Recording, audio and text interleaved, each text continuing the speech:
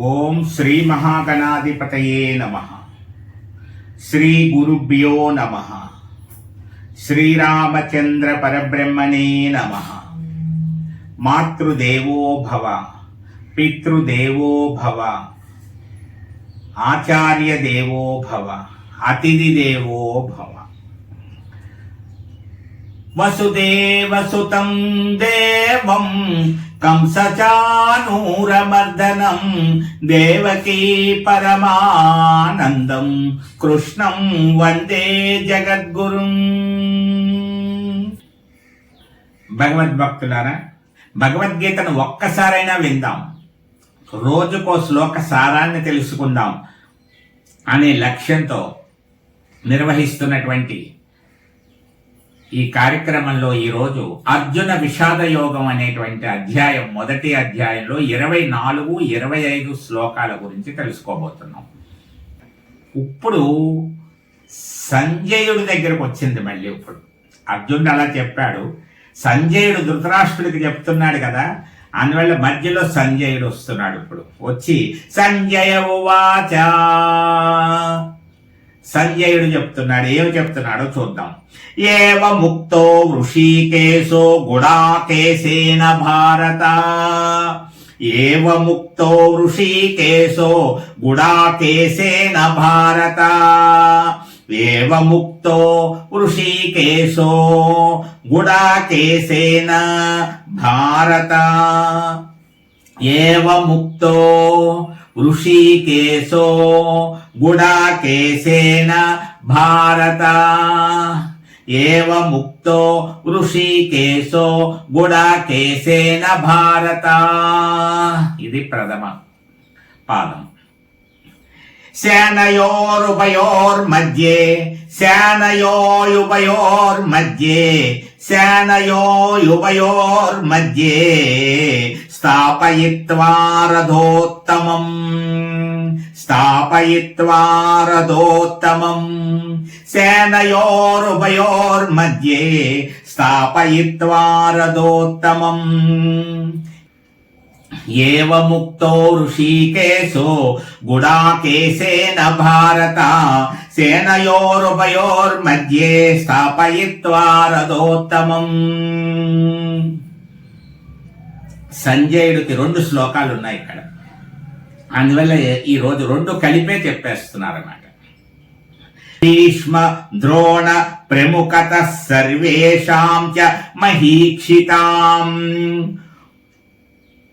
ఉవాచ పార్థ పశ్యైతాన్ సమవేతాన్ కురూనితి. ఇది ఈరోజు మనం చెప్పుకోవలసినటువంటి, ముందు శ్లోకము గురించి చెప్పుకున్నాం. ఇప్పుడు శ్లోక సారము తెలిస్తేనే విషయం అర్థమవుతుంది. అంత సారంలోనే ఉంది మొత్తం. భగవద్గీతను సారముతో తెలుసుకుంటే అందులో ఉన్నటువంటి విషయం అంతా మనకు అర్థమవుతుంది. అదే ప్రయత్నం మనం చేస్తున్నాం. ఇప్పుడు అక్కడ సంజయుడు ధృతరాష్ట్రుడికి మరలా చెప్తున్నాడు అన్నమాట. ఇలా ఇలా జరుగుతోందని మొదటి నుంచి ధృతరాష్ట్రుడికి సంజయుడు చెప్తూ వస్తున్నాడు. మరలా ఒకసారి మధ్యలో సంజయుడు ఏం చెప్తున్నాడంటే, ఇలాకేశుడు అంటే నిద్రను జయించిన వాడు అని చెప్పబడుతోంది. నిద్రను జయించను, తమోగుణమును జయించినటువంటి వాడు. అందువల్ల నిద్రలో ఉన్నటువంటి వాడికి, నిద్ర మీద ఆసక్తి ఉన్నటువంటి వాడికి ఏం చెప్పితే ఏమర్థం అవుతుంది? ఏమీ ఉపయోగం ఉండదు. కాబట్టి మెలకువగా ఉన్నప్పుడు, ఉత్సాహంతో ఉన్నప్పుడు సరైన సమయం చూసి చెప్తేనే ఏదైనా కుదురుతుంది. అందువల్ల ఇక్కడ అర్జునుడు భగవద్గీతను అందుకోబోతున్నాడు. అందుకు యోగ్యుడై ఉండాలి. ముందు అందరికీ అన్ని దక్కవు. ఈ సమాజంలో ఈ తారతమ్యం అనేటువంటిది కనిపిస్తూ ఉంటుంది. ఎందుకు కనిపిస్తోంది, ఎవరు చేస్తున్నారు అంటే మనం రకరకాలుగా వ్యక్తులకి అందరికీ ఆపాదిస్తాం. కానీ మనం జాగ్రత్తగా చూసినట్లయితే ఏ వర్గము పూర్తిగా బ్రహ్మాండమైనటువంటి ఉన్నతంగానూ కనిపించదు. ఏ ప్రాంతము అలా కనిపించదు. తారతమ్యాలు కనపడుతూ ఉంటాయి.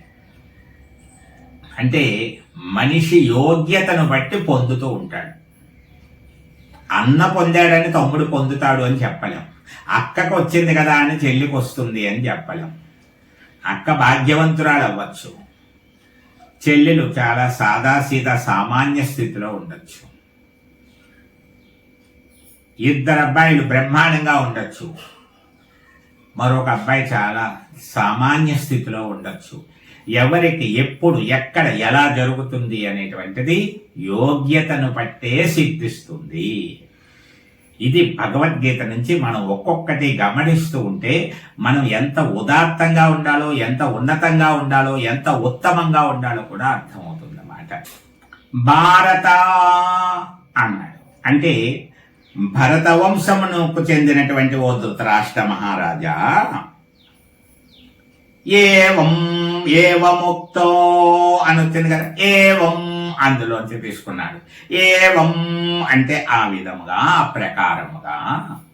గుడాకేశేనా అంటే అర్జునుడు అని చెప్పుకున్నాడు. అర్జునుడు ఏం చేసి చెప్పిన విధముగా, అర్జునుడితే చెప్పబడిన విధముగా శ్రీకృష్ణుడు ఏం చేశాడు? శ్రీకృష్ణుడు ఋషికేశ, మళ్ళీ శ్రీకృష్ణుడికి ఇక్కడ ఋషికేశుడు అనే పేరుతో సంబోధించారు. ఇక్కడ ఆ శ్రీకృష్ణుడు ఋషికేశ, శ్రీకృష్ణుడు ఏం చేశాడు? ఉభయసేనల మధ్యకి రథాన్ని తీసుకువెళ్ళాడు. అర్జునుడు కోరుకున్న విధంగా రెండిటికి మధ్య నిలిపి రాజులకు ఎదురుగా నిలబెట్టాడు. రెండు వైపులా ఉన్నటువంటి రాజులకు ఎదురుగుండా కూడా ఆ రథాన్ని నిలబెట్టాడు. ఓ అర్జునా, ఇదిగో చూడు అని చెప్తున్నాడు అంటున్నాడు. కృష్ణుడు చెబుతున్నాడు అని చెప్తున్నాడు. ఇంకా కృష్ణుడు మాట్లాడినట్లుగా మనకి ఇంకా ఇక్కడ ఆయన ఏమి రంగప్రవేశం చేయలేదు. సంజయుడు చెప్తున్నాడు అన్నమాట. కృష్ణుడు అర్జునుడు చెప్పిన విధంగా రథాన్ని అక్కడికి తీసుకువెళ్ళి సిద్ధం చేసి ఉంచి చూడు అర్జునా అన్నాడు అన్నట్టుగా చెబుతున్నాడు.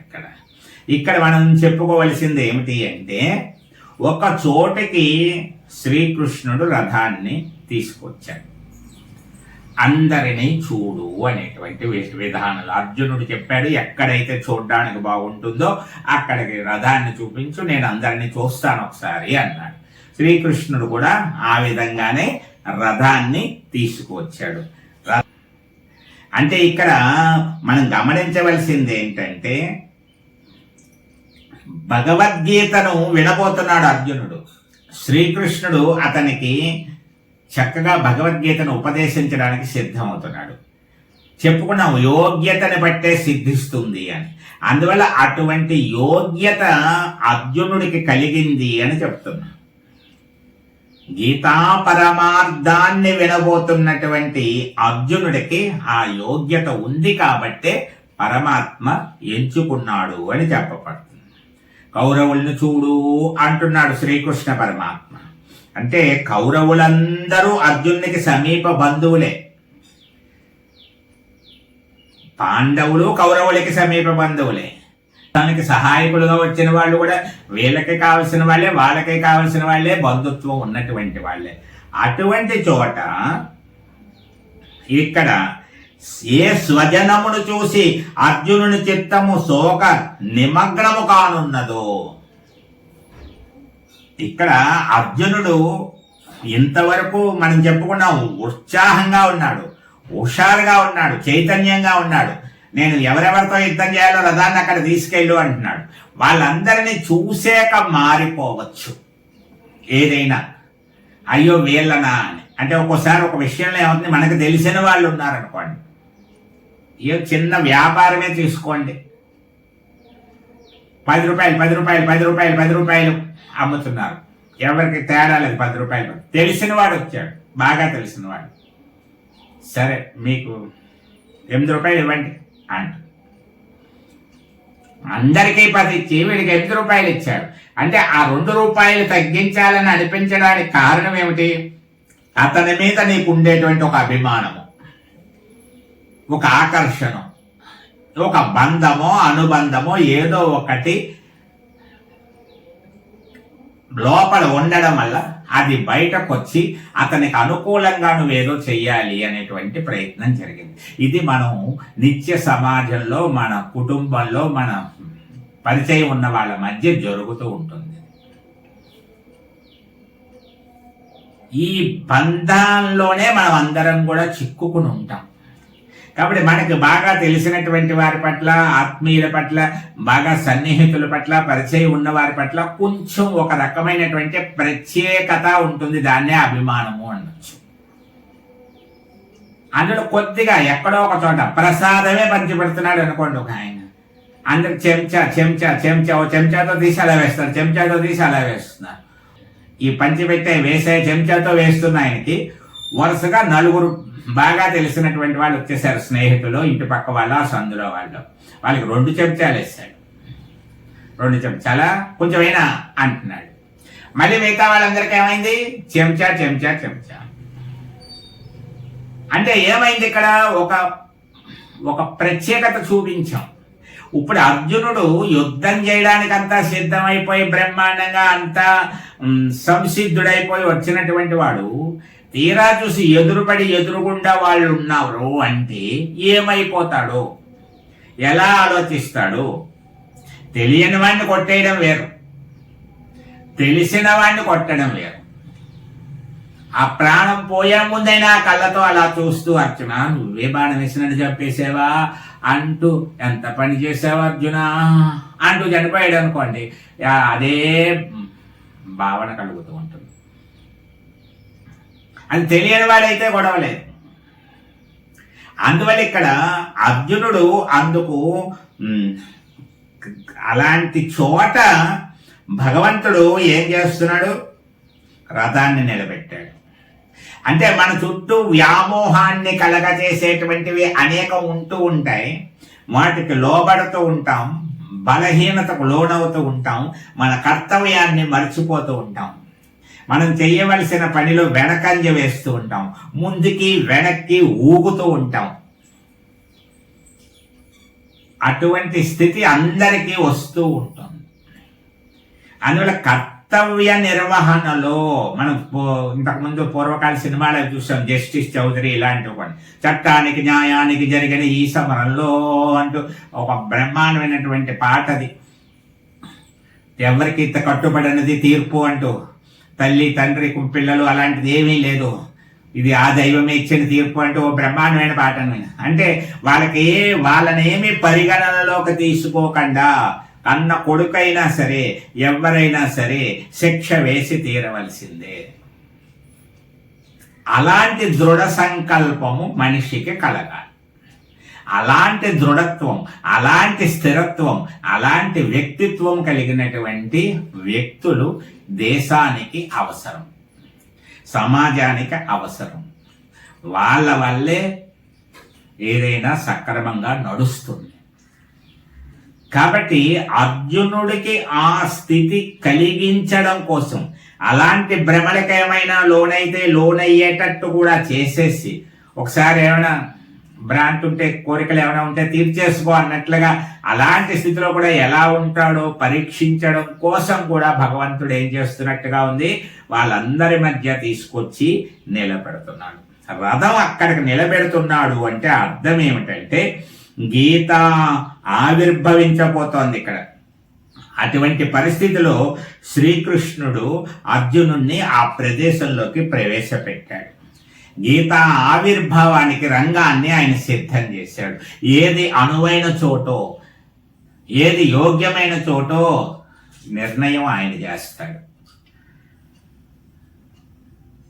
ఒక్కొక్కరికి 60 ఏళ్ళు దాటిపోయిన తర్వాత భగవద్గీత మీద ఆసక్తి కలగచ్చు.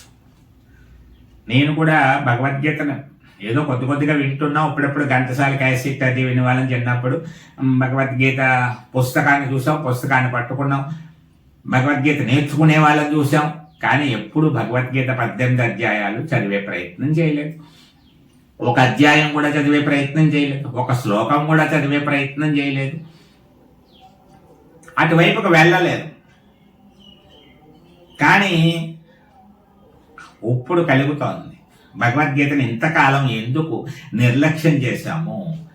ఎందుకు వదిలేశాము, అప్పుడే కనుక చూస్తుంటే ఇంకా ఎంతో బాగుండేది కదా అనిపిస్తుంది.